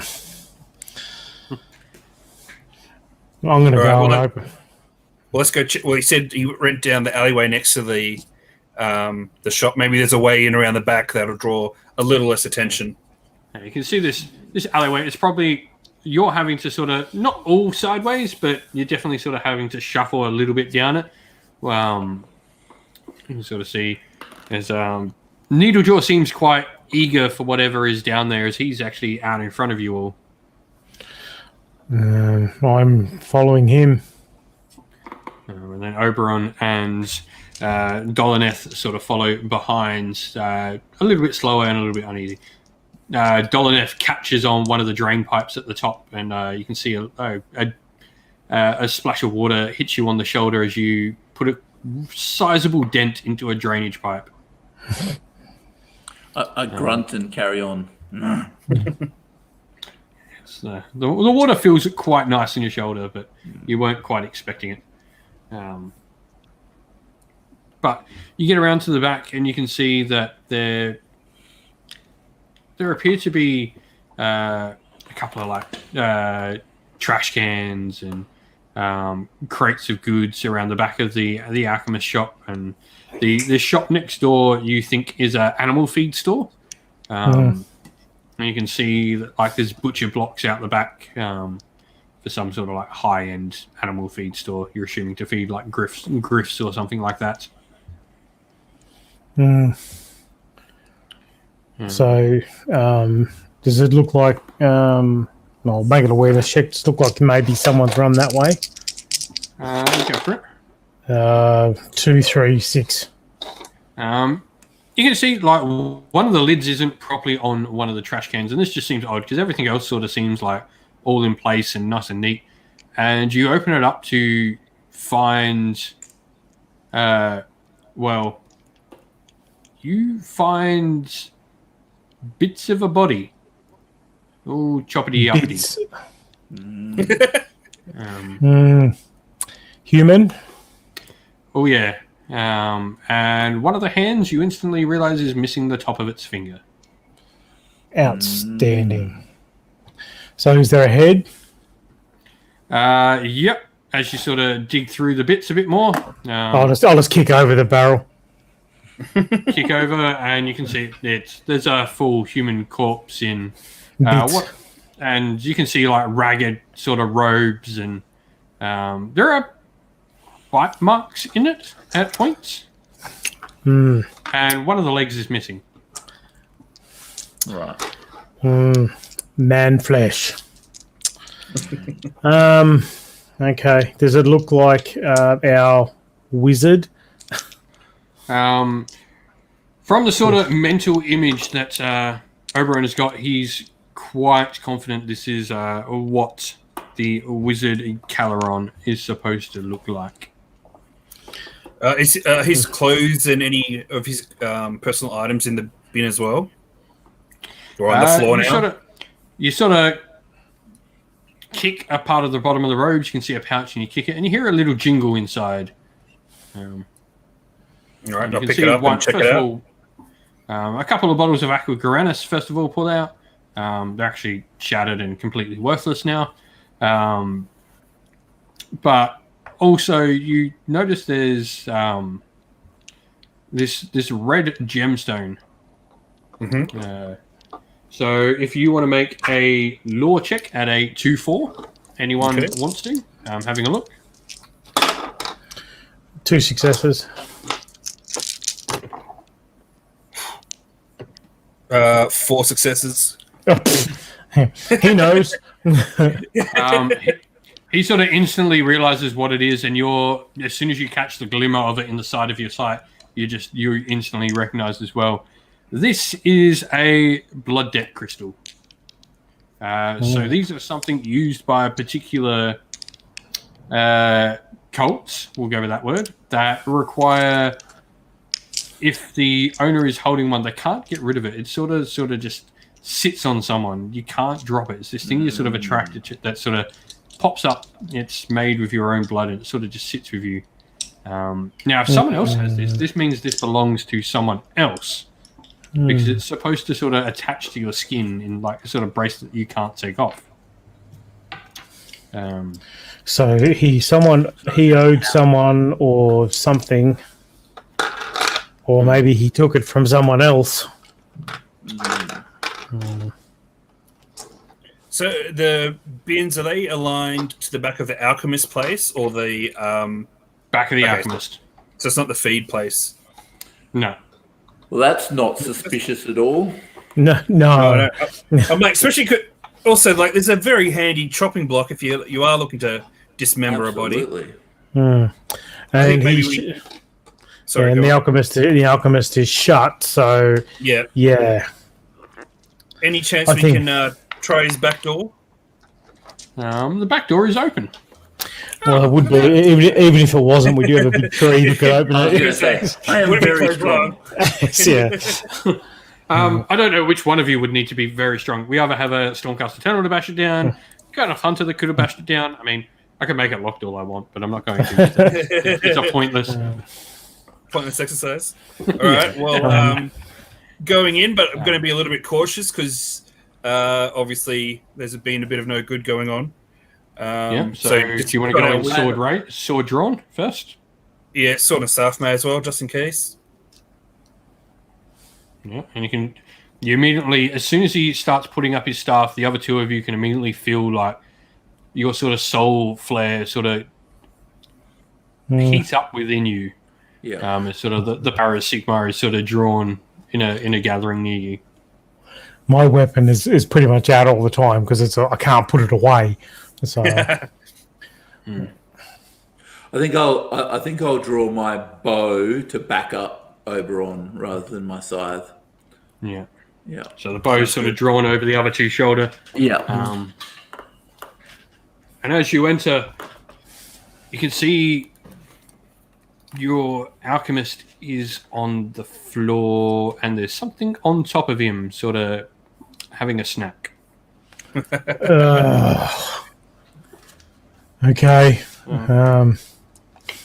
So you surprise it. We'll go for a initial free round of combat for everyone who wants to make an action. Anyone with a ranged weapon can make an action first, as it is quicker to get to. So if you want to take your bow shot, I will indeed.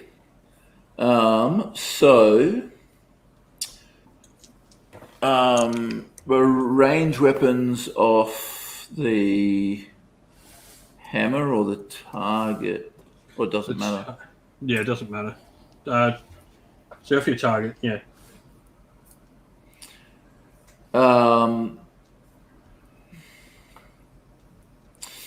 Because I'm only average off my target, but I'm great off my hammer. But average off the target. Cool. So yeah, you're just gonna make and get to the average level. So you are shooting something average, so you need 4s for your test.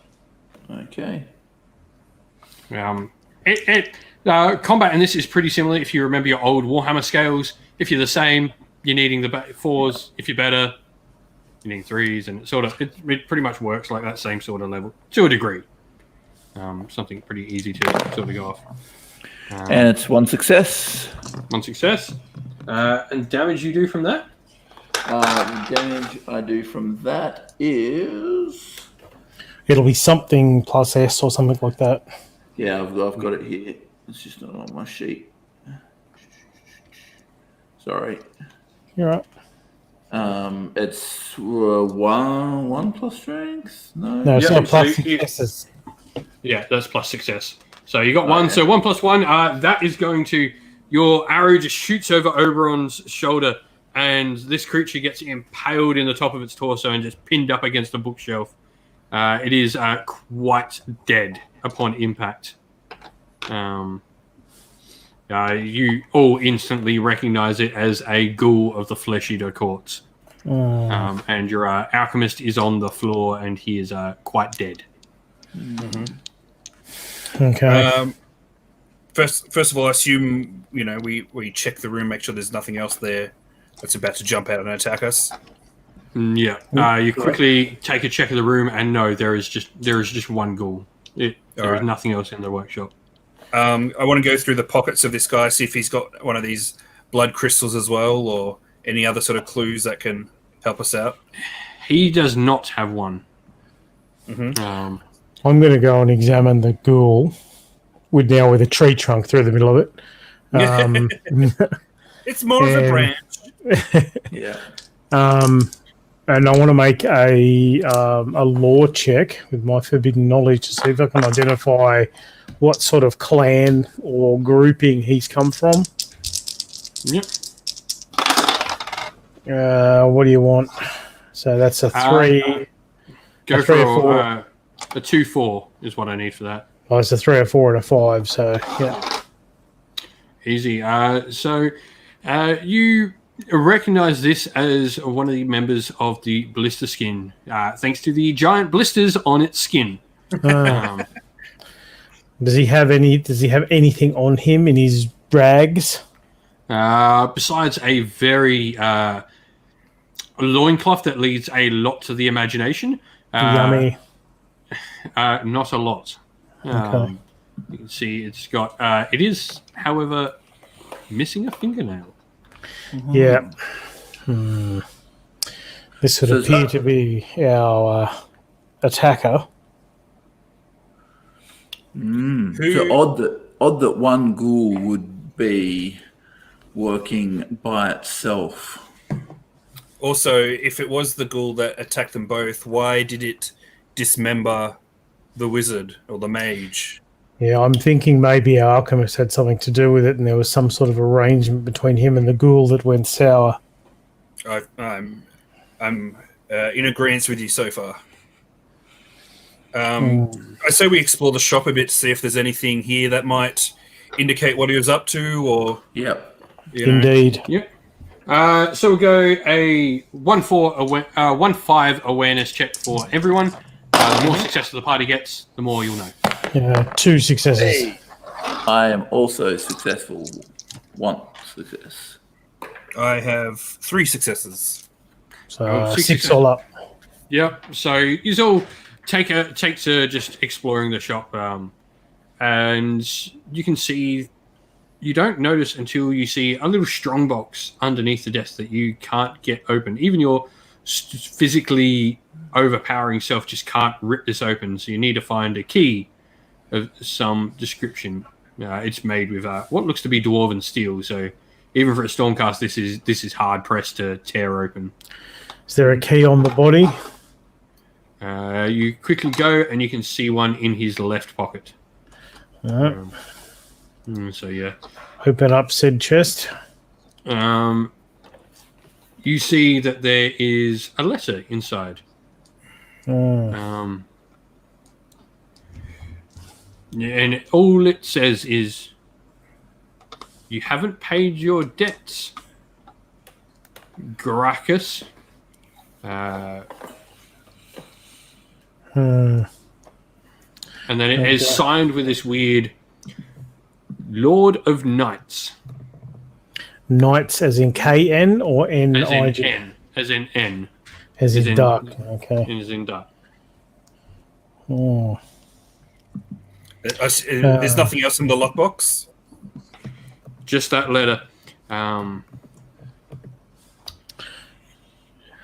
can see, however, on the letter, there's a little red stain. And it has some sort of magical property to it. You can see a slight shimmer that also is much like the little red crystal you picked up. Right. Interesting. Make a lore check on that name. Yep. 2, 3, 5. Yeah.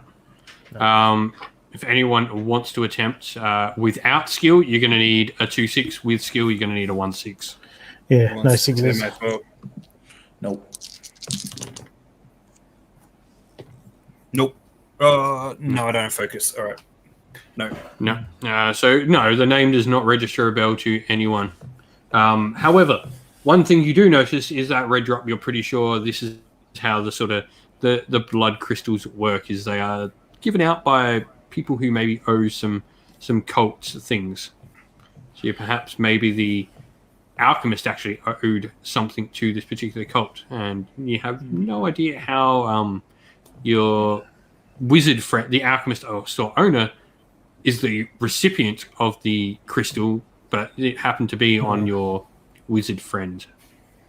So maybe the alchemist marked the wizard to help pay his debt to Flesh Eater Courts because he owed him money, and then that wasn't enough for the ghouls, or I'm not sure. Or maybe the ghouls are in league with this, whatever this cult is. Or maybe the cult has them in thrall or something. Maybe that's part of their delusion. They're like, they think that the cult is some kind of, noble Knightly order or something. Yeah. Yeah, it doesn't explain why our alchemist friend and our wizard was in league with them. More questions than answers, I'm afraid. Yep. Dun dun dun. Does the alchemy shop have lodgings? As in, did he live in his shop, or does he live elsewhere? He does not live here. Or did not. Did not. A better statement there. Well, his the rest of his belongings are still elsewhere. So we talk to the feed store, see if they know anything, and otherwise find his lodgings. Good plan. Yeah. And so you just head over next door to the feed store. His back door is wide open. So you just waltz on in, and you can see there's like weird sort of cured pig ears and what looks to be, like finery sort of food for your pets, effectively, is what this sort of place sells. I'll turn to the elf and say, I'll let you do your bit here. I'll walk in. You just clean in, walk in, and you can see that like the butcher is quite shocked to see you all just appear out of nowhere in his shop, and he just sort of looks at you all weirdly. He's like, "May I help you?" How well do you know the alchemist? He keeps himself. He's a weird old man. What do you mean? Him and that wizard Caleron always talking about their get rich schemes. They're always trying to bring in the local merchants into their get rich schemes. Always planning to ascend to something better. You didn't like him then? Not many do. They're a couple of fop dandies. Be happy to see him dead then. You're just sort of dead. You're close. I've been working the grinders all day. Really? Anyone come and go? Not that we could see out the back. I've been in store most of the day. Butchery was done yesterday, so today it's been hanging the meats. You can see the fresh pig ears out the back. What about the dead body out the side, cut into pieces? Dead body? Whose? The wizard friend that you also said you didn't like. Oh dear. Yeah, oh dear. Oh, we must tell the town's watch immediately. No, I'm not done with you yet. Coming and going. Who would come to the store? We generally get most of the nobles. Quite a few of the higher ups in the city generally frequent the store buying stuff. We mostly serve people who have griffs and demi-griffs or griffhounds. Not your store, you fool. The alchemist. Well, Caleron was really the only person who went there. Most people avoid that alchemist. There's much more reputable stores higher up in the city. I'll make an intimidate check. Hang on, one dice on the floor. 4 to 6. And I will say, you're not lying to me, are you? No. He's been quite truthful. He's just really quite in shock about the whole situation. Where did he live? The wizard, Caleron. The alchemist. The alchemist. The alchemist lives. The alchemist lives just south of the Regal district. Before we start getting into the true nobility of the city. Nobility, right. Don't go anywhere, and I'll go back and tell my companions what was said. Alrighty. So you have where the Regal district, where near the Regal district anyway. The Regal district is pretty much where the actual nobility lives. Those not trying to strive for it, those who are born into it generally live there. So if you're on the cusp of that, means you're probably someone kicked out of a family or something like that. All right. Well, I suppose that gives us something to go on. Did we get the alchemist's name? Just for when we're searching for him? He gave us his name. He gave us his name when we went to the shop, didn't he? He said, I'm so-and-so. No, that's one I didn't write down, sorry. Yeah, Andrew didn't write down either, so... Gazarian. Yeah.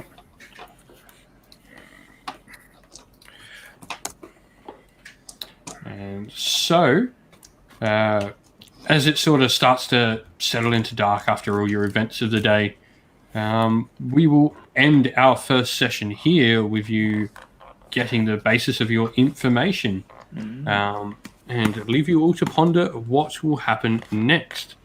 Dun, dun, dun. Dun, dun, dun. And so I want to say thank you to everyone who has come and watched along with the stream. Those who have donated in the chat as well has been greatly appreciated. And also, thank you to you three for coming along and playing with us. It's been a ton of fun so far. And we've got many more sessions to figure out and end out this story and find out what exactly... the elf soul that you're after in the end, we've got a little bit sidetracked maybe. Yes. Trying to find out information on said elf soul, so we'll get there. But thank you everyone for watching. Thank you everyone for joining in. If you'd like to help support the channel via YouTube members or Patreon, you can do so in the link of the description to the video. There are descriptions for that. And there's also a Discord server where you can come chat with me and other members of our little community there. We've also got that in the description of the video. YouTube members, don't forget, if you're watching, you've got the cool little emotes you guys can all use in chat that we got done by our fantastic little artists. But other than that, everyone, stay safe, stay well, and most of all, keep fighting that war against the grey. We'll see you in a couple of weeks. Ciao for now. See ya.